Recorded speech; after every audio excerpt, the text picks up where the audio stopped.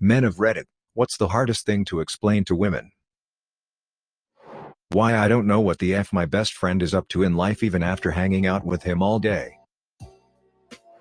I was at home, when my wife and her friends got home one day from the pub. They were all giving me funny looks, and smirking. I asked what was going on. They at first refused to tell me. After a little while of prodding, one of them goes, "I heard all about your dick," and they all broke into laughter. I was a little taken by surprise, but laughed, and said something like, "Oh yay, hopefully all good," and they laughed, and that was the end of it. After they left, I was like, "What the hell did you tell them?"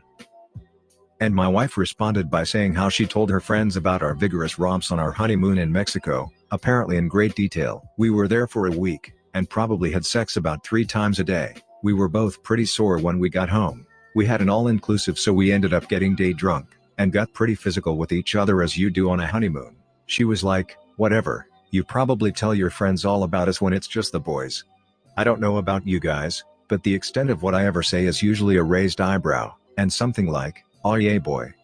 I have never once described my wife's body to a single one of my friends, nothing in detail about any of my sexual partners, from before my wife, and it blew her mind. Apparently girls talk in great detail about it, guys usually don't, and they assume we do, and we assume they don't. The fact that we can ride in a car with another man for 5 hours, and not say a word, drives my wife crazy. When you say, "Does this outfit look okay?" and we say yes, "You look stunning," and you reply, "Well, you would say that," half my brain thinks, "Please believe me because you do look stunning," and the other half thinks, "WTF did you ask me for if you weren't going to believe me?" Edit. Thanks for all the replies, and upvotes folks. Just woke up, and noticed I had many replies. I should add that this was just a generic example. I do tell my wife she is beautiful. I do say things like, "Yes, that color really sweets you to try," and help put her mind at ease. We've been together for 20 plus years, and are really strong together, so she knows I think she's amazing. Some of your replies really made me laugh. Cheers all, have a good day. I don't always want to be the one that initiates sex. It makes me feel like a creep.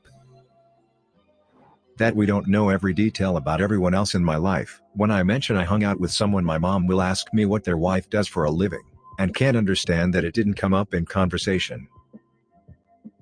That just because I'm quiet in your presence doesn't mean I'm upset. Just means I'm either tired, don't have anything to say, or I'm thinking about something.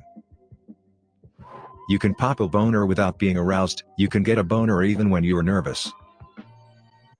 Sometimes an erection just happens. We don't control the thing. It's a physical response that could literally be from nothing. Why I have peed in my backyard is surprisingly high. Her words, number of times. I have to constantly explain to my wife why my 2-year-old son is obsessed with his penis. I have to explain why he always wants to touch it, and grab it when his diaper is off. She will never understand why our baby and his father share this habit. Edit. It seems I should have worded this a little differently. A lot of us aren't great at picking up hints. Edit. Thanks for the silver. P at an angle. When we say we don't care, we really don't care. Yes, we can have an opinion on something, but when we say we don't care, that means our opinion isn't strong enough to sway us either way on something. That just because I'm a guy doesn't mean I don't care. I've had women talk to me about guys losing their hair. He's a guy, so he doesn't care. I know a lot of guys who hate being bald, or the fact that they are balding, and their hair is thinning, and hairline is receding. This idea that we don't care or don't care about our looks because we are a guy is ridiculous. Most of us don't get complimented, so if you do give us one, we'll remember it forever. How much compliments mean to us. It's a different type of happy when a guy gets complimented.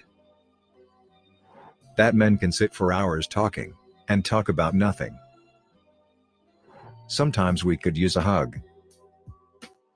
I really want to see if we'll get along well enough to date, but I'm horrible at maintaining a conversation without being too safe or too out there. Edit. Award speech at a type beat. We appreciate women making the first move. That sometimes we need personal space, and it has nothing to do with our opinion of you. The feeling of getting kicked in the nuts or straight up right in the shaft that immobilizes you, and leaves you in fetal position with the feeling of needing to throw up while at the same time having sharp radiating pain from your asshole through your neck. Edit. Guess I can kind of explain it. 1. That I am simply not clairvoyant. You need to tell me what it is you really want. 2. If you're disappointed in something, say so. I can take it. As long as it's not number 1. An itch on my dick is way worse than an itch anywhere else. Why we bottle our emotions up. We're still a human, so that means we have feelings too. So please take care when choosing your words when you're arguing with us. That the reason I shake the gas pump the amount of time I do after I finish pumping gas is the same reason I shake my dick after I pee. Sometimes, this is me personally, so I can't say it's common. The struggle not to share emotions isn't as much the worry of backlash from society or friends, etc. It's more just a conflict within ourselves to verbalize and come out with it. I trust my friends with respecting how I feel. I just can't get it out because I'm fighting myself. Edit. I'm glad this has helped some people focus a general feeling into a somewhat coherent thought. I hope someday we all can climb out of this better people. As much as we're seen as sex-crazed pigs, we talk so little about women when we get together for drinks or something like that. And when we do, the topic doesn't last long. Literally can't even remember when was the last time me and my best bud talked about women. We're both single too, just usually talking about our old friends from school, and what they're doing, cars, our jobs, sport, or politics occasionally. I'm seriously not checking you out every time you walk by in the office. I turn my head for damn near everything that enters my periphery. You're really not that special. When we say we need time or space, that's exactly what we need. It's not code for you need to try harder. When you ask me how my day was or what I did today, nothing in my day usually stands out as special, so I just don't remember. I usually don't remember what I do, I just live. Sometimes I'm just horny, but, in a committed relationship, sometimes I look at you, and I'm just so in love that I want to be as close and intimate with you as I can, which is sex. My ex and I had different love languages, and she would worry that I don't love her as much as she loves me, which was just crazy because I was head over heels for her at all times. Trying to explain that really close, lovey sex was one of the ways I showed her exactly how deeply I was in love with her, but she didn't get it. Too clean for the hamper, too dirty for the drawer. That's why I put my cargo shorts on the floor. Edit. Wow, this blew up overnight. Thank you, Anon, for my first silver. My legs aren't spread to show dominance, they're spread because my scrotum is sticking to my thigh, and it's super uncomfortable, but less uncomfortable than explaining this in public. We love to be able to share what is really on our minds, sexual, and non-sexual, and every topic and viewpoint under the sun, except we're afraid of the relationship consequences. No, you do not have superpowers that give you the ability to read my mind. Hearing you think makes my skin crawl.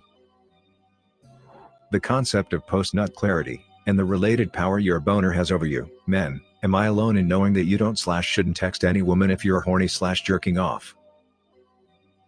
The specifics of nod code. It's easy to say up if you know them, down if you don't, but the exact meaning of the downward nod is hard to translate. It's seeing them, acknowledging them, and saying that neither of us have any issue with each other.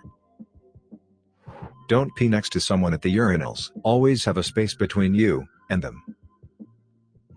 That emotional state of May, you're not great, you're not terrible, just May. Nothing is really wrong, you're just not really feeling it, for some reason. Some folks interpret this as pissed off. They then continue to ask, why are you so mad? Despite you answering against this, they keep doing asking until you actually get annoyed and angry. Subscribe and turn on the notification bell for more stories delivered to you. Thanks for listening. See you later.